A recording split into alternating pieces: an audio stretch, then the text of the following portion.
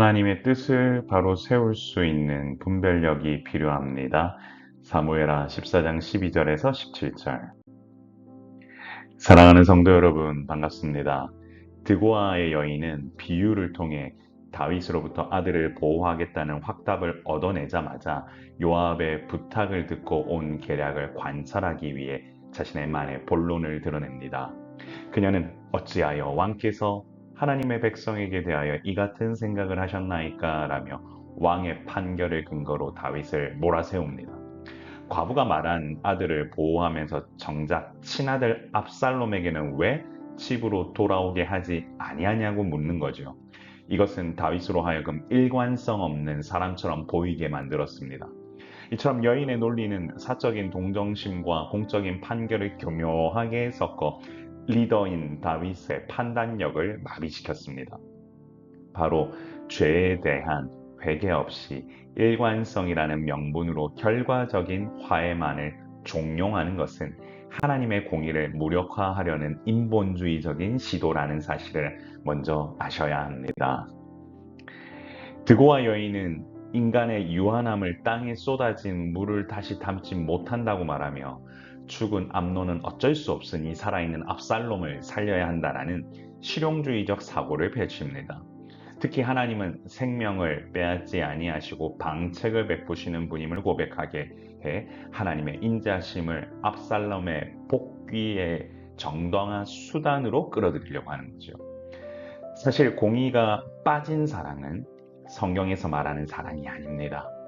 하나님의 자비 가운데에는 반드시 죄를 적당히 덮어주는 그런 모습은 없습니다. 그리스도의 대속과 같이 죄의 대가를 치르게 한 후 거룩한 관계로 나올 수 있게 한다라는 거죠. 이처럼 하나님의 백성은 자기 목적을 위해 하나님의 성품을 자기 멋대로 해석하려고 이용하려고 들어서는 아니 됩니다. 이것은 영적인 교만함이요 오만함이라는 사실을 잊지 말아야 할 것입니다. 여인은 자신이 왕 앞에 나온 이유에 대해 백성들이 나를 두렵게 함으로라고 말하며 압살롬의 문제가 개인의 일이 아닌 민심의 거센 요구임을 암시합니다. 그녀는 왕이 자신을 하나님의 기업에서 끊을 자의 손으로부터 구원할 것이라는 기대를 내비치며 다윗이 압살롬의 문제를 더 이상 회피할 수 없도록 심리적으로 포위합니다. 하지만 여론과 민심이 하나님의 뜻과 일치하는 것은 아닙니다. 또한 지금 상황은 민심을 제대로 반영한 상황도 아닙니다. 그저 요압과 여인은 백성들의 정서를 핑계로 다윗이 마땅히 집행해야 할 공의의 직무를 유기하게 만들었습니다. 이처럼 리더는 하나님의 뜻이 어디에 있는지 정확히 분별할 수 있어야 합니다. 하나님의 말씀이 요구하는 절대적인 기준이 우선시하는 것이 리더가 가야 할 길이요. 하나님의 백성이 살 길임을 잊지 마시길 바랍니다. 여인은 다윗을 하나님의 사자같이 선과 악을 분간하시는 분이라 지켜 세우며 왕의 하나님 여호와께서 왕과 같이 계시옵소서라는 축복의 언어로 자신의 변론을 마무리합니다. 이런 아첨은 다윗의 영적 자부심을 자극하여 압살롬을 복귀시키는 것이 마치 하나님의 사자와 같이 지혜로운 왕의 관대함인 것처럼 착각하게 만듭니다. 하지만 아첨은 분별력을 마비시키고 바른 길로 가는 것을 봉쇄하지요. 그러므로 아첨 뒤에 숨겨져 있는 인간의 계획에 대해 분별할 수 있는 힘보다 중요한 것은 없습니다.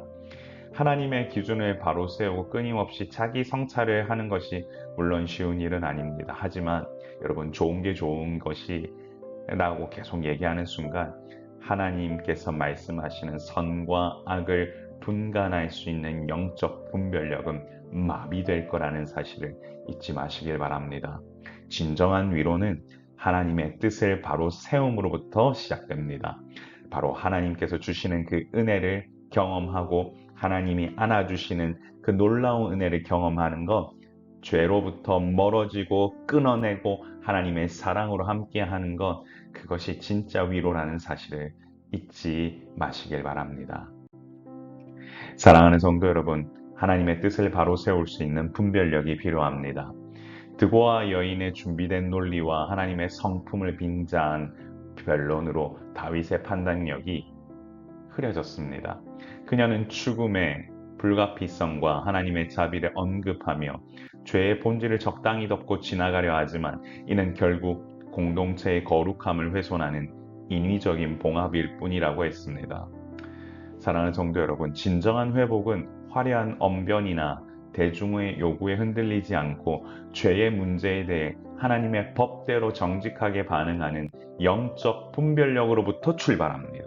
그러므로 하나님의 백성은 언제나 영적 분별력을 가지고 세상의 논리에 속지 아니하고 진리 위에 굳건히 서서 하나님의 뜻을 실천하는 삶을 살아야 합니다. 여러분, 믿음의 자녀는 한 번 이 땅을 삽니다. 바로 이 땅을 살아가면서 우리 모두에게 주시는 하나님의 그 놀라운 섭리 가운데 아버지 하나님 앞에 영적 분별력을 주셔야만 이 일들을 감당할 수 있다고, 누군가의 압첨이나 그냥 달콤한 말에 속지 아니하고 하나님의 뜻을 바로 세울 수 있는 우리 모두가 되길 소망합니다. 사랑하는 성도 여러분, 같이 기도하며 나아가면 좋겠습니다. 주여, 하나님의 뜻을 바로 세울 수 있는 분별력을 갖춘 주님의 자녀가 되도록 인도하옵소서. 여러분, 저도 교회를 개척하며 한 영혼 한 영혼을 위해 기도하며 나아갈 때마다 가장 먼저 기도하는 것이 우리 성도분들 정말 주님 안에서 영적 분별력을 갖고 하나님 나라 함께 세워갈 수 있는 마음을 달라고 기도하고 있습니다.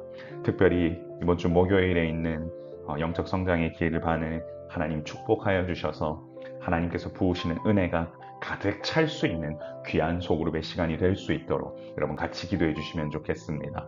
같이 기도하며 나아가겠습니다. 존귀하신 하나님, 믿음으로 사는 인생, 하나님께서 부으시는 놀라운 은혜로 우리 모든 성도들의 삶이 말씀으로 풍성해질 수 있도록 인도하여 주시고, 아버지 하나님, 교회에 나와 함께 예배함으로 그들의 삶이 주님 행과 함께 동행하며 믿음 안에서 더욱 단단해질 수 있도록 주께서 인도하여 주옵소서. 이 교회를 위하여 함께 기도하며 나아가는 성도들의 삶에도 하나님 부어주시는 은혜가 넘칠 수 있도록 인도하여 주시고, 바라옵기는 우리 교회 정말 믿음의 공동체, 말씀으로 세워지는 이 공동체 위에 함께 많은 분들이 모여 주의 나라와 이름을 함께 높이며 영광스러운 주일 예배 올려드릴 수 있도록 주님 역사하여 주옵소서. 함께 동역하는 동역자들의 가정을 주님 지켜주시고 그들의 삶 가운데 하나님 주시는 은혜가 넘쳐나길 소망하오며 우리의 생명이시고 소망 되신 예수 그리스도의 이름으로 간절히 기도드리옵나이다. 아멘. 주님 부으시는 은혜가 여러분의 삶 가운데 넘쳐오르길 소망합니다. 항상 강건하십시오. 샬롬.